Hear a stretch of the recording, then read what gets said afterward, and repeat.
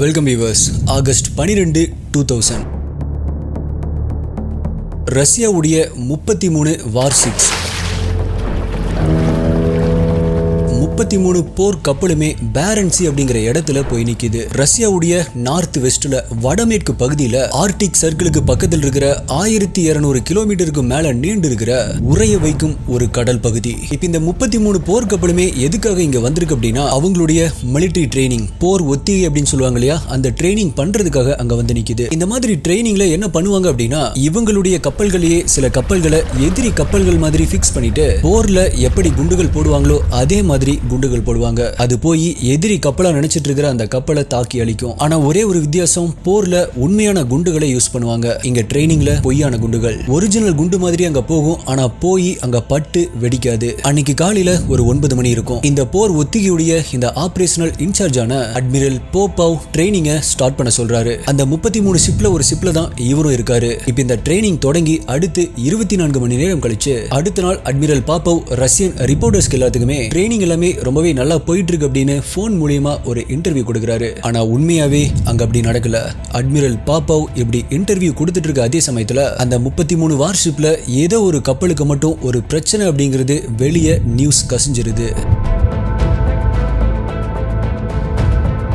ஆனா அது என்ன ப்ராப்ளம், என்ன ஆச்சு அப்படிங்கிற வேற எந்த ஒரு தகவலுமே வெளியே வரல. மேபி அது ஒரு ரூமரா கூட இருக்கலாம் அப்படின்னு நினைச்சாங்க. ஆனா அந்த போர் கப்பல்ல இருக்கிற ராணுவ வீரர்களுடைய ஃபேமிலி மெம்பர்ஸ் எல்லாருமே நேவல் பேஸ்க்கு போன் பண்ண ஆரம்பிக்கிறாங்க. என்னாச்சு, இந்த மாதிரி ஏதோ பிரச்சனை அப்படின்னு செய்தி வந்திருக்கே, அது உண்மையா அப்படின்னு விசாரிக்க ஆரம்பிக்கிறாங்க. ஆரம்பத்துல அப்படிலாம் ஒண்ணும் இல்ல அப்படின்னு சொன்ன அந்த நேவல் பேஸ் உடைய ஆபீசரும் ஒரு கட்டத்துல ஆமா நாங்களும் ஏதோ கேள்விப்பட்டோம், ஏதோ தவறா நடந்திருக்கு போல அப்படின்னு சொல்லியிருக்காரு. ஆனா அது என்ன அப்படின்னு டீடைலா கேட்க ட்ரை பண்ணும் பொழுது இல்ல அது எங்களுக்கும் தெரியாது அப்படின்னு அந்த போனை கட் பண்றாங்க. உடனடியா இந்த ஃபேமிலி மெம்பர்ஸ் மீடியா கிட்ட போறாங்க. மீடியா உடனடியா இத அட்மிரல் பாப்பவ் கிட்ட எடுத்துட்டு போறாங்க. என்ன சார் இப்படி ஒரு நியூஸ் வந்துட்டு இருக்கு, இது உண்மையா அப்படின்னு சொல்லி கேக்குறாங்க. ஆனா அட்மிரல் பாப்பவ் எந்த ஒரு பதிலுமே சொல்லல, இத கண்டுக்க கூட இல்ல. சோ ஃபேமிலி மெம்பர்ஸ் இப்ப என்ன நினைச்சாங்க அப்படின்னா அட்மிரல் பாப்பவும் இன்னும் அங்கதான் இருக்காரு, ட்ரைனிங்கும் இன்னும் நடந்துட்டு தான் இருக்கு.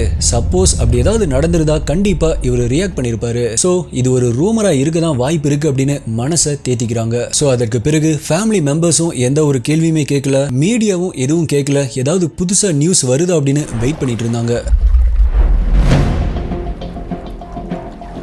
இப்ப ட்ரைனிங் ஆரம்பிச்சு கரெக்டா 48 மணி நேரங்கள் கழிச்சு ரஷ்யாவுடைய அரசாங்கம் மீடியா கிட்ட ஒரு நியூஸ் சொல்லுது. எஸ் ஆமா, ஒரு சின்ன பிரச்சனை ஏற்பட்டிருக்கு. அந்த 33 நீர்மூழ்கி போர்க்கப்பல்ல கர்ஸ்க் அப்படிங்கிற ஒரு நீர்மூழ்கி கப்பலுக்கு ஒரு சின்ன டெக்னிக்கல் ப்ராப்ளம் நடந்திருக்கு. அதனால அவங்க கடலுடைய தரை பகுதியில போய் முட்டி நின்னுட்டு இருக்காங்க. ஆனா பயப்பட வேண்டியதுல அவங்களுக்கு தேவையான எல்லா உதவிகளையுமே நாங்க பண்ணிட்டு இருக்கோம். நாங்க அவங்க கூட கான்டாக்ட்ல தான் இருக்கோம். தேவையான பவர், ஏர் அப்படின்னு கொடுத்துட்டு தான் இருக்கோம். சீக்கிரமா இது சரியாயிரும் அப்படின்னு ரஷ்யன் கவர்மெண்ட் சொல்லுது. ஆனா இதை கேட்ட ஃபேமிலி மெம்பர்ஸ் எல்லாருமே ரொம்பவே பதட்டப்பட ஆரம்பிக்கிறாங்க. ஏன் அப்படின்னா கடலுடைய அவ்வளோ ஆழத்துல பிரச்சனை ஏற்பட்டிருக்கு அப்படிங்கிறப்ப என்ன ஆச்சோ அப்படின்னு பயப்பட ஆரம்பிக்கிறாங்க. இருந்தாலுமே அவங்க சொன்ன அந்த கர்ஸ்க் அப்படிங்கிற நீர்மூழ்கி கப்பல் ரஷ்யால இருக்கிறதுலேயே one of the best beast அப்படின்னு சொல்லுவாங்க.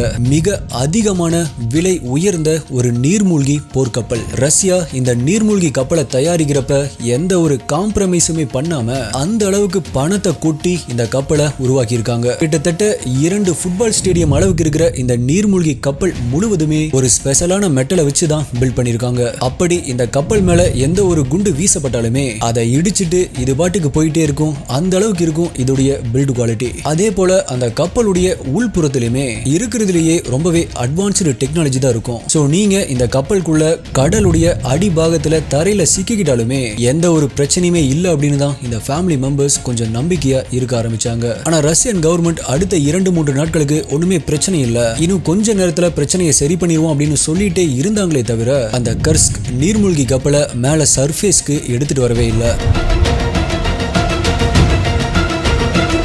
இப்ப 4-5 நாட்களாகியுமே ரஷ்யாவுடைய கவர்மெண்ட் சரியான பதில் சொல்லாததால அந்த ஃபேமிலி மெம்பர்ஸ் எல்லாருமே ரொம்பவே பயப்பட ஆரம்பிக்கிறாங்க. அதே போல அங்கிருந்த மீடியா எல்லாமே கண்டிப்பா ஏதோ பெருசா நடந்திருக்கு, ரஷ்யன் கவர்மெண்ட் மறைக்கிறாங்க அப்படின்னு பெருசா நியூஸ் போட ஆரம்பிக்கிறாங்க. ஆகஸ்ட் 21, அதாவது இந்த ட்ரைனிங் தொடங்கி கரெக்டா 9 நாட்கள் கழிச்சு நார்வேஜின் டைவ் டீம் இந்த ரெக்கவரி ஆபரேஷன்ல ஹெல்ப் பண்றாங்க. அப்ப டைவர்ஸ் கர்ஸ்க கண்டுபிடிச்சு அதோட எஸ்கேப் லேட்ச் வழியா அந்த நீர்மூழ்கி கப்பலுக்கு உள்ள போறாங்க. அப்படி உள்ள போன அந்த டைவர்ஸ் அந்த நீர்மூழ்கி கப்பலுக்குள்ள உள்ள இருந்ததை பார்த்து மிகப்பெரிய அதிர்ச்சி அடைகிறாங்க. அப்படி அந்த நீர்மூழ்கி கப்பலுக்குள்ள இருந்தவங்களுக்கு என்ன ஆச்சு அப்படிங்கிற ரொம்பவே பயங்கரமான இந்த கேஸ்ல இந்த கர்ஸ்க் நீர்மூழ்கி கப்பலுக்குள்ள என்ன நடந்துச்சு அப்படிங்கிறது இப்பவுமே மிகப்பெரிய அளவுல பேசப்பட்டுட்டு வருது. ஆனா இதுதான் நடந்திருக்கும் அப்படின்னு எல்லாராலையுமே ஏற்றுக்கொள்ளப்பட்ட ஒரு தியரி இருக்கு. அதை பத்தி தான் இன்னைக்கு வீடியோல நம்ம டீகோட் பண்ண போறோம். நீங்க பார்த்துட்டு இருக்கிறது சரவணன் டீகோட்ஸ். நான் உங்கள் சரவணன். வாங்க இன்வெஸ்டிகேஷனை ஸ்டார்ட் பண்ணலாம்.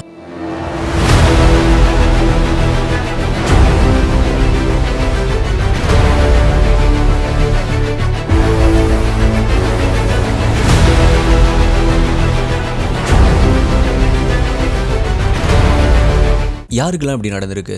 நீங்கள் ஏதோ ஒரு விஷயம் பார்க்கலாம் அப்படின்னு யூடியூப்குள்ளே வருவீங்க. அங்கே ஒரு ஷார்ட்ஸ் இருக்கும். என்னடா அது பார்க்கலான்னு கிளிக் பண்ணுவீங்க. அதுக்கப்புறமா உங்களுக்கே தெரியாமல் மணிக்கணக்காக ஸ்வைப் பண்ணிகிட்டே இருந்திருப்பீங்க. ஃபைனலாக நீங்கள் என்ன பண்ணிட்டு இருக்கீங்க அப்படின்னு ரியலைஸ் பண்ணும்போது எதுக்கு யூடியூப் பார்க்க வந்தீங்க அப்படிங்கிறதே மறந்துருக்கும். நீங்கள் ஒர்க் பண்ணிட்டு இருக்கும் போதும் இதே போல தான் வேற எதுக்கோ ஃபோன் எடுத்திருப்பீங்க. ஆனால் கடைசியில் ரீல்ஸ் ஆர் ஷார்ட்ஸை பார்த்துட்டு ஒர்க் பண்ணுறதே மறந்து ஸ்வைப் பண்ணிகிட்டே இருந்திருப்பீங்க. எனக்கு இது பர்சனலாக இப்போ ரீசெண்ட் டைம்ஸில் ரொம்பவே அதிகமாக நடந்துட்டு இருந்துச்சு. இதுக்கு என்ன சொல்யூஷன், எப்படி இதிலிருந்து வெளியே வருது அப்படின்னு பார்க்கும்போது தான் ஃப்ரீ டு ஃபோக்கஸ் அப்படிங்கிற இந்த ஆடியோ புக் என்னோட கண்ணில் பட்டுச்சு. குக்கு எஃப்எம்ல நான் இப்போ இந்த ஆடியோ புக்கை தான் பர்சனலாக கேட்டுட்டு இருக்கேன். சக்சஸ் அப்படிங்கிறது hard work, smart work, dedication இது மட்டும் இல்லை. இது எல்லாத்தையுமே தாண்டி ஃபோக்கஸ் அப்படின்னு ஒரு விஷயம் இருக்கு. அந்த ஃபோக்கஸை எப்படி டெவலப் பண்றது அப்படிங்கிறத ரொம்பவே சூப்பராக இந்த புக்ல சொல்லியிருக்காங்க. ஸோ கண்டிப்பா எல்லாருமே கேட்க வேண்டிய ஒரு ஆடியோ புக் தான் இது. இந்த புக் மட்டும் இல்லை, இந்த மாதிரி இன்ட்ரெஸ்டிங்கான 10,000 மணி நேரத்துக்கும் மேலான பல எக்ஸ்க்ளூசிவான கண்டென்ட்ஸ் எல்லாமே ஆடியோ ஃபார்மேட்ல குக்கு எஃப்எம்ல இருக்கு. புக் படிக்கிறதுக்கு டைம் இல்லாதவங்க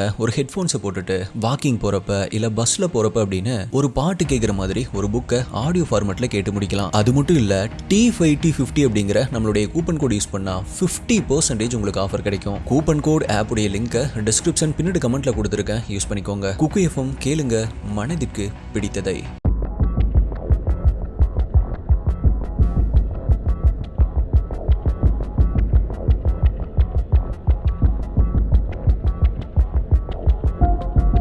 இந்த கர்ஸ்க் நீர்மூழ்கி கப்பல்ல மொத்தமா 9 கம்பார்ட்மெண்ட்ஸா பிரிக்கப்பட்டிருக்கும். முதல் கம்பார்ட்மெண்ட் அந்த நீர்மூழ்கி கப்பலுடைய முன்னாடி இருக்கும். அப்படியே 1 இருந்து 9 வரைக்குமே 9வது கம்பார்ட்மெண்ட் அந்த நீர்மூழ்கி கப்பலுடைய கடைசியில் இருக்கும். இப்ப இந்த கப்பலுக்குள்ள என்ன நடந்துச்சு அப்படிங்கிறது எப்படி வெளி உலகத்திற்கு தெரிய வந்துச்சு அப்படின்னா அதற்கு காரணம் அந்த கப்பலுடைய 9வது கம்பார்ட்மெண்ட்ல இருந்த டிமிட்ரி கோலஸ்னிகோவ் தான் சொல்லியிருக்காரு. டிமிட்ரியுடைய குடும்பமே நீர்மூழ்கி கப்பல்ல தான் வேலை செஞ்சிருக்காங்க. அவருடைய அப்பா, அவருடைய தாத்தா அப்படின்னு எல்லாருமே நீர்மூழ்கி கப்பல்ல தான் வேலை செஞ்சதால இவரும் இதே வேலைக்கு வந்துட்டாரு. இந்த ட்ரைனிங் நடக்கிறதுக்கு கரெக்டா 4 மாசத்துக்கு முன்னாடி தான் ஓல்கா அப்படிங்கிற ஸ்கூல் டீச்சரை கல்யாணம் பண்ணிக்கிறாரு. அப்படி கல்யாணம் பண்ணதுக்கு அப்புறமா டிமிட்ரி பண்ண முதல் வேலை தன்னுடைய மனைவிய அந்த கர்ஸ்க் நீர்மூழ்கி கப்பலை சுத்தி பார்க்கறதுக்காக டூர் கூட்டிட்டு வராரு. அப்ப அவருடைய மனைவி கையில ஒரு கேமரா எடுத்துட்டு வந்திருக்காங்க. அதுல ரெக்கார்டான வீடியோ முழுவதுமே தான் வேலை செய்யற இந்த கர்ஸ்க் நீர்மூழ்கி கப்பலை சுத்தி காமிக்கும் பொழுது டிமிட்ரியுடைய முகத்துல அவ்வளோ சந்தோஷமா இருந்திருக்கு. இந்த நீர்மூழ்கி கப்பலை வேலை செய்யறத அவ்வளோ பெருமையா நினைச்சிருக்காரு. அது மட்டும் இல்லாம ரொம்பவே சந்தோஷமா சுத்தி காமிச்சிருக்காரு. ஆகஸ்ட் 12, 2000 அன்னைக்கு டிமிட்ரி மற்றும் அவரோட சேர்த்து கர்ஸ்க் அப்படிங்கிற இந்த ஒரு நீர்மூழ்கி கப்பல்ல வேலை செய்யற மொத்தம் 117 பேர் ட்ரைனிங் பண்றதுக்காக அந்த பேரண்ட் சீக்கு வந்திருக்காங்க. அந்த 117 பேருமே 9 கம்பார்ட்மெண்ட்ல அவங்களுடைய இடத்துல உட்கார்ந்துருக்காங்க. டைம் இப்ப கரெக்டா 11:27 இருக்கும். அப்ப இந்த கர்ஸ்க் நீர்மூழ்கி கப்பலுடைய கேப்டன் தங்களுடைய அட்மிரல் பாப்போவுக்கு ரேடியோல கான்டாக்ட் பண்றாரு. அட்மிரல் பாப்போவ் இந்த நீர்மூழ்கி கப்பல்ல இல்ல, அங்க இருக்கிற 33 கப்பல்ல வேற ஒரு நீர்மூழ்கி கப்பல்ல இருக்காரு. அவர்கிட்ட கான்டாக்ட் பண்ணி, சார் நாங்க இப்ப 2 டம்மி குண்டுகளை லான்ச் பண்ண பர்மிஷன் கேட்கிறோம் அப்படின்னு கேக்குறாங்க. அப்படி பெர்மிஷன் கொடுத்ததுக்கு அப்புறமா அந்த கர்ஸ்க் நீர்மூழ்கி கப்பல்ல ஒர்க் பண்ற முதல் கம்பார்ட்மெண்ட்ல இருக்கிறவங்க, அதாவது அந்த கப்பலுடைய ரொம்பவே முன்பகுதியில் இருக்கிறவங்க தான் அந்த குண்டுகளை லான்ச் பண்ணுவாங்க. அங்கதான் டம்மி மற்றும் ஒரிஜினல் குண்டுகள் அப்படின்னு எல்லாமே வைக்கப்பட்டிருக்கும். சோ அவங்க டம்மி குண்டுகளை எடுத்து லோட் பண்றாங்க. இதே நேரத்துல டிமிட்ரி 7வது கம்பார்ட்மெண்ட்ல இருக்காரு. அங்கதான் என்ஜினுடைய பாகங்கள் எல்லாமே இருக்கும். அங்க இருக்கிற ஒர்க்கர்ஸ் கூட சேர்ந்து வேலை செஞ்சுட்டு இருக்காரு. அப்ப யாருமே எதிர்பார்க்காத நேரத்துல ஏதோ ஒண்ணு மேல ரொம்பவே பெருசா மோதின மாதிரி ஒரு சத்தம் கேக்குது. அப்ப சடனா முன்னாடி போயிட்டு இருந்த கப்பல் அப்படியே பின்னாடி தள்ளப்படுது. அது எப்படி இருந்துச்சு அப்படின்னா, முன்னாடி போயிட்டு இருந்த கப்பலை யாரோ அப்படியே பின்னாடி இழுத்த மாதிரி இருந்துச்சு. ஆனா அங்க 7வது கம்பார்ட்மெண்ட்ல இருந்த டிமிட்ரி மற்றும் மத்தவங்களுக்கு தெரிஞ்சிருக்காது, அந்த கப்பலுடைய ஃபர்ஸ்ட் கம்பார்ட்மெண்ட்ல இருந்த போலியான மற்றும் நிஜ குண்டுகள்ல ஒரு நிஜ குண்டு மால் ஃபங்க்ஷன் ஆகி வெடிச்சிருச்சு அப்படிங்கிறது. ஆனா அந்த கர்ஸ்க் நீர்மூழ்கி கப்பலுடைய மிக வலிமையான பில்டால, அதோடைய ஸ்ட்ராங்கான எக்ஸ்டீரியரால அந்த கப்பலுடைய ஃபர்ஸ்ட் கம்பார்ட்மெண்ட் மட்டும் இப்ப தீப்பிடிச்சு பயங்கரமா எரிய ஆரம்பிக்குது. ஆனாலுமே அந்த கப்பல் மூழ்காம அப்படியே தான் நிக்குது. இதே நேரத்துல 7வது கம்பார்ட்மெண்ட்ல இந்த மிகப்பெரிய எக்ஸ்ப்ளோஷனால ஷேக் ஆகி கீழே விழுந்திருந்த டிமிட்ரி எந்திரிச்சு நிக்கிறாரு. அங்க இருந்த எல்லாருமே குழப்பமடைய ஆரம்பிக்கிறாங்க. எல்லா எமர்ஜென்சி அலாரமுமே அடிக்க ஆரம்பிக்குது. எல்லாருமே என்ன நடந்துச்சு, என்னாச்சு அப்படின்னு ஒருத்தருக்கு ஒருத்தர் பேச ஆரம்பிக்கிறாங்க. இப்ப டிமிட்ரி இன்சார்ஜ் எடுத்துக்கிறாரு. அங்கிருந்த எல்லாத்துக்கிட்டையுமே உடனடியா எல்லாருமே எமர்ஜென்சி புரோட்டோகாலை ஃபாலோ பண்ணுங்க அப்படின்னு சொல்றாரு. எமர்ஜென்சி புரோட்டோகால்னா என்ன அப்படின்னா, சப்போஸ் இந்த மாதிரி ஏதாவது ஆபத்தான நேரங்கள்ல உடனடியா எல்லாருமே அவங்கவங்க கம்பார்ட்மெண்ட்ல இருக்க வாட்டர் டைட் டோரை லாக் பண்ணிக்கணும். இப்போ இவங்க 7வது கம்பார்ட்மெண்ட்ல இருக்காங்க. சோ இவங்களுடைய 6வது கம்பார்ட்மெண்ட் மற்றும் 8வது கம்பார்ட்மெண்ட்டுடைய டோரை லாக் பண்ணி சீல் பண்றாரு. இப்படி பண்றதுக்கு நிறைய காரணங்கள் இருக்கு. அதுல ஒண்ணு, சப்போஸ் கடலுக்கடியில ரொம்பவே ஆழமா போயிட்டு இருக்கிற இந்த நீர்மூழ்கி கப்பல்ல ஏதாவது ஆக்சிடென்ட் ஆகி தண்ணி உள்ள வந்தாலுமே உங்களுடைய கம்பார்ட்மெண்ட்டுடைய வாட்டர் டைட் டோரை நீங்க லாக் பண்ணிட்டீங்க அப்படின்னா உங்களுடைய கம்பார்ட்மெண்ட்டுக்குள்ள தண்ணி வராது. சோ நீங்க மூழ்க மாட்டீங்க. அப்படி அந்த கதவுகளை அடைச்சிட்டு இருக்கிற அதே நேரத்துல இவங்களுடைய அந்த கம்பார்ட்மெண்ட்டுடைய வென்டிலேஷன் வழியா புகை வருவதை பாக்குறாங்க. பிகாஸ் அந்த நீர்மூழ்கி கப்பலுடைய முன்பகுதியில மிகப்பெரிய அளவுல தீப்பிடிச்சு எரிஞ்சிட்டு இருக்கு. அதே நேரத்துல திடீர்னு அந்த கப்பல் ஒரு பக்கமா இப்படி இறங்க ஆரம்பிக்குது. இப்ப அந்த கப்பலுடைய கேப்டன் இந்த கப்பலை மேல சர்ஃபேஸ்க்கு கொண்டு வர எவ்வளவோ முயற்சி பண்றாரு. ஆனா என்ன பண்ணியுமே முடியல. இப்ப அந்த கப்பலுடைய முன்பக்கமா ஏற்பட்டிருந்த அந்த நெருப்பு அங்க வைக்கப்பட்டிருந்த ஒரிஜினல் குண்டுகள் மேல ரியாக்ட் ஆகி ஒரு செயின் ரியாக்ஷன் மாதிரி மிகப்பெரிய ஒரு எக்ஸ்ப்ளோஷனே அங்க நடக்குது. இந்த முறை அந்த கப்பலுடைய முன்பகுதி பாதி அப்படியே ஓபன் ஆகி சிதறி போகுது. முன்னாடி 1ல இருந்து 5வது கம்பார்ட்மெண்ட் வரைக்கும் இருந்த எல்லாருமே மேக்சிமம் அதுலயே கொல்லப்படுறாங்க. அதுலயும் தப்பிச்சு மிச்சம் இருந்தவங்க குண்டுகள் வெடிக்கப்பட்டதால ஏற்பட்ட மிகப்பெரிய ஓபன்ல ஆர்டிக் உடைய உறைய வைக்கிற கடல் நீர் அந்த கப்பலுக்குள்ள மிக பயங்கரமா நிறைய ஆரம்பிக்குது. அந்த பிளாஸ்ட்ல கொல்லப்படாதவங்களையும் இப்ப இந்த தண்ணி மூழ்கடிக்குது. இப்ப முதல்ல ஏற்பட்ட அந்த வெடி விபத்து மற்றும் 2வது ஏற்பட்ட அந்த மிகப்பெரிய எக்ஸ்ப்ளோஷன்ல உயிரோட இருக்கிறது கப்பலுடைய சென்டர்ல இருந்து அப்படியே பின்பக்கமா இருக்கிறவங்க. அதாவது 6th இருந்து 9th கம்பார்ட்மெண்ட்டுக்குள்ள இருந்தவங்க மட்டும்தான் உயிர் பிழைச்சாங்க. இப்போ 7வது கம்பார்ட்மெண்ட்ல இருந்த டிமிட்ரி மற்றும் கூட இருந்தவங்க எல்லாருமே இந்த 2வது மிகப்பெரிய எக்ஸ்ப்ளோஷன்ல அந்த கம்பார்ட்மெண்ட்டே டோட்டலா ஷேக் ஆகிருக்கு. அங்கிருந்த எல்லாத்துக்குமே கண்டிப்பா ஏதோ ரொம்ப பெருசா நடந்திருக்கு அப்படிங்கிறது மட்டும் தெரியும். இப்போ அந்த நீர்மூழ்கி கப்பல் நோஸ் டைவிங்ல அப்படியே கீழே போய் தரையில முட்டி நிக்குது. அதுக்கு பிறகு அதோடைய பின்பகுதி கீழே முட்டுது. அடுத்த 2 மணி நேரங்களுக்கு அங்க கரெக்டா என்ன நடந்திருக்கும் அப்படிங்கிறது யாருக்குமே தெரியல. ஆனா கண்டிப்பா பவர் இருந்திருக்கும். மேலும் ஏர் பியூரிஃபையர் வேலை செஞ்சுட்டு இருந்திருக்கும் அப்படின்னு சொல்றாங்க. இப்போ இவங்களுக்கு முன்னாடி இருக்கிற 6th கம்பார்ட்மெண்ட்ல இருந்து யாரோ கதவை தட்டுற மாதிரியான சத்தம் கேட்க ஆரம்பிக்குது. ஸோ டிமிட்ரி எமர்ஜென்சி புரோட்டோகாலை பிரேக் பண்ணிட்டு இவங்களுடைய 7th கம்பார்ட்மெண்ட்டுடைய டோரை திறக்கிறாரு. பார்த்தா 6வது கம்பார்ட்மெண்ட் முழுக்க தண்ணி ரொம்பவே வேகமா நிரம்பிட்டு இருக்கு. அதற்கு முன்னாடி இருக்கிற எந்த ஒரு கம்பார்ட்மெண்ட்ல இருக்கிற யாருமே உயிரோட இல்ல அப்படிங்கறத புரிஞ்சுக்கிறாங்க. இப்போ 6வது கம்பார்ட்மெண்ட்ல இருந்தவங்களையும் உள்ள வர வச்சு இவங்களுடைய கதவை லாக் பண்றாங்க. டைம் அப்ப கரெக்டா 1:30 இருக்கும். அந்த நேரத்துல 7வது கம்பார்ட்மெண்ட்ல இருந்த டிமிட்ரி மற்றும் அவரு கூட இருந்தவங்க எல்லாருமே அந்த கப்பலுடைய 9வது கம்பார்ட்மெண்ட்டுக்கு மூவ் ஆகி போக வேண்டிய சூழ்நிலை ஏற்படுது.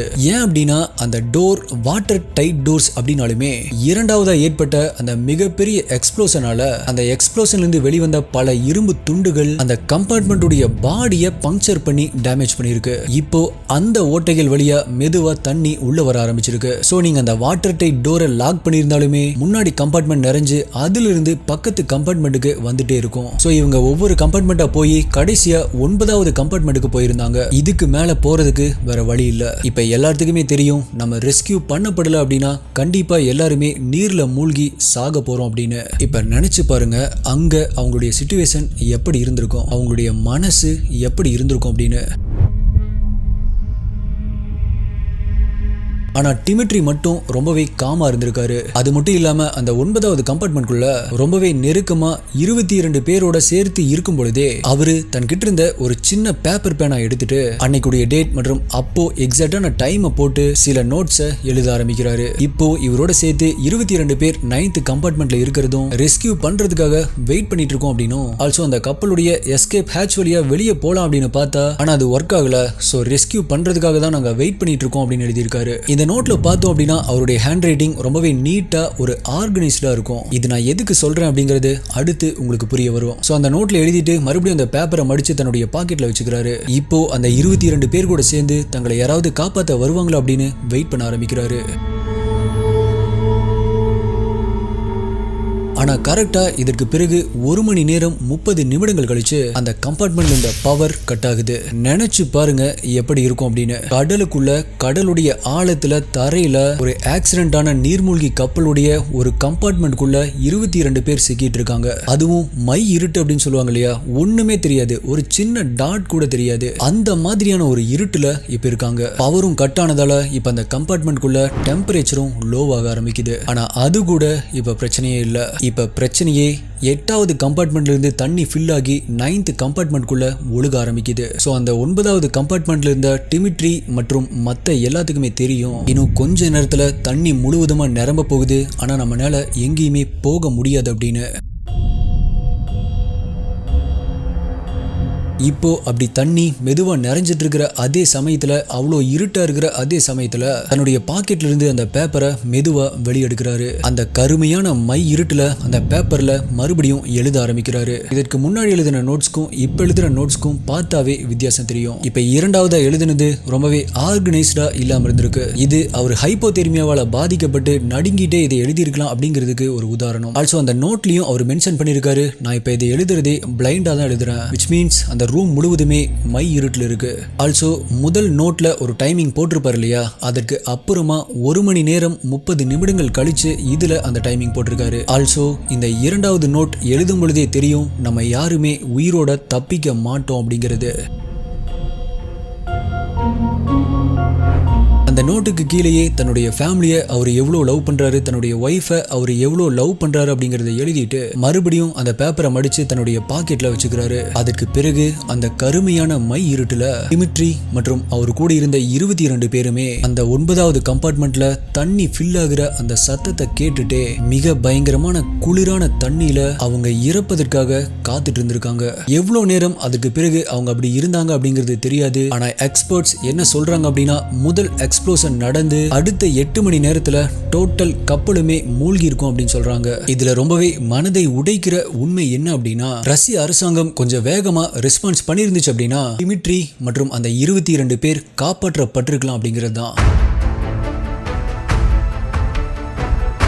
ஏன் அப்படின்னா அட்மிரல் பாப்போ இருந்த அந்த வார் ஷிப்ல கூட அந்த 2வது எக்ஸ்ப்ளோஷனுடைய அதிர்வு உணரப்பட்டிருக்கு. ஆனா அப்படி உணரப்பட்டுமே அதற்கான எந்த ஒரு நடவடிக்கையுமே எடுக்கப்படல அப்படின்னு சொல்லப்படுது. கர்ஸ்க் நீர்மூழ்கி கப்பலுடைய ரேடியோ கான்டாக்ட் கட் ஆனாலுமே ஏதாவது டெக்னிக்கல் ப்ராப்ளமா இருக்கும், சீக்கிரமா மறுபடியும் கான்டாக்ட்ல வந்துருவாங்க அப்படின்னு ரொம்பவே அசால்ட்டா இருந்திருக்காங்க. ஆனா அன்னைக்கு ஈவினிங் டைம் ஆக தான் ஏதோ பெருசா பிரச்சனை ஆயிருக்கு அப்படிங்கிறது ரஷ்ய கவர்மெண்டே உணர்ந்திருக்காங்க. சோ ரெஸ்கியூ கப்பலை அங்க கீழே அனுப்பி கர்ஸ்குடைய எஸ்கேப் ஹேட்ச் கூட இதை லேட்ச் பண்றதுக்கு ட்ரை பண்ணிருக்காங்க. ஆனா அது லேட்ச் ஆகாம இருந்திருக்கு. அதாவது கர்ஸ்குடைய எஸ்கேப் லேட்ச் இப்படி இருக்கு அப்படின்னா ரெஸ்கியூக்கான போன கப்பல் இப்படி லேட்ச் பண்ண ட்ரை பண்ணும் பொழுது இரண்டுமே லேட்ச் ஆகாம இருந்திருக்கு. சோ அந்த நேரத்துல யாராவது உயிரோட இருந்திருந்தாலுமே அவங்களை காப்பாற்ற முடியாம போயிருக்கு. தொடர்ந்து 9 நாட்களுக்கு அப்புறமா நார்வேஜின் டைவ் டீம் அங்க போய் கர்ஸ்குடைய எஸ்கேப் ஹேட்சை உடைச்சு அதுக்கு உள்ள போய் பார்க்கும் பொழுது அவங்க பார்த்தது முழுக்க இறந்து போன மனித உடல்கள். அப்போதான் அதுல கண்டுபிடிக்கப்பட்ட டிமிட்ரியுடைய பாக்கெட்ல இந்த ஒரு நோட்ஸும் கண்டுபிடிக்கப்படுது.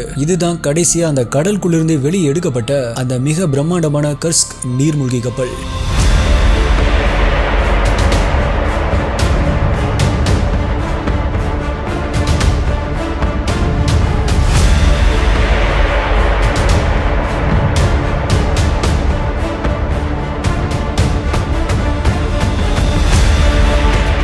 டிமிட்ரி மட்டும் அந்த நோட்டை எழுதி வைக்கல அப்படின்னா உண்மையாவே அங்க என்ன நடந்துச்சு, இவங்களுடைய கடைசி நிமிடங்கள் என்ன அப்படிங்கிறது தெரியாமையே போயிருந்திருக்கும். கர்ஸ்க் நீர்மூழ்கி கப்பல்ல இறந்து போன எல்லா வீரர்களுக்குமே ஆர்டர் ஆஃப் கரேஜ் அப்படிங்கிற மிக உயரிய விருதை ரஷ்யன் கவர்மெண்ட் கொடுக்குறாங்க. ஆல்சோ அந்த வீரர்களுடைய ஃபேமிலிக்கு அடுத்த 10 வருடங்களுக்கான சேலரி, மேலும் ரஷ்யால எந்த ஒரு சிட்டில வேணும்னாலும் ஒரு வீடு, மேலும் கடைசி வரைக்குமான அந்த ஃபேமிலியில் இருக்க குழந்தைகளுடைய எஜுகேஷன் ஃபீஸை ரஷ்யன் கவர்மெண்டே ஏத்திருந்திருக்காங்க. ஸோ எஸ்டி இன்வெஸ்டிகேட்டர்ஸ், நீங்க இந்த கேஸை பத்தி என்ன நினைக்கிறீங்க? அந்த மாதிரியான ஒரு சிச்சுவேஷன்லயுமே தைரியமா அந்த டிமிட்ரி மற்றும் அவங்களுடைய டீமை பத்தி என்ன நினைக்கிறீங்க? சப்போஸ் நீங்க அப்படி மாட்டியிருந்தா என்ன பண்ணிருப்பீங்க அப்படிங்கிற உங்களுடைய கருத்தை மறக்காம கீழே கமெண்ட் பண்ணுங்க. உங்களுடைய பெஸ்டான கமெண்ட் அடுத்த வீடியோல வரும். இதே மாதிரி இன்னொரு வீடியோல மீட் பண்றேன். நன்றி, பாய்.